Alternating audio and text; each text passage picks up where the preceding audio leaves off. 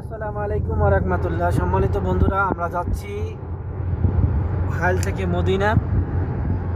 দেখতে পাচ্ছেন মরুভূমি আর পাহাড়ের দেশ হচ্ছে সৌদি আরব, আমার রসুলের দেশ। তো হাইল থেকে মদিনার দূরত্ব হচ্ছে 430 কিলোমিটার। এই 430 কিলোমিটারের ভিতরে তেমন কোনো শহর নেই বললেই চলে, এবং বাড়িঘর নেই বললেই বলা যায়, এবং জনশূন্য এভাবেই খালি মরুভূমি। আর কিছুক্ষণ পর পরে পাহাড় এভাবেই দেখতে পাবেন আপনারা।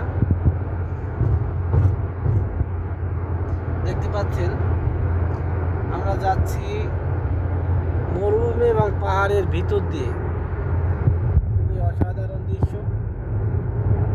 পৃথিবীর বৃহত্তম দেশগুলোর মধ্যে অন্যতম একটি দেশ হচ্ছে সৌদি আরব, কিন্তু একটি শহর থেকে আরেকটি শহরের দূরত্ব 400-500 কিলোমিটার দূরে, কখনো কখনো তার চেয়ে বেশিও হয়।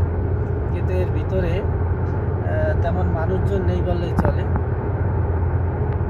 অনেকটাই ফাঁকা বলা যায়।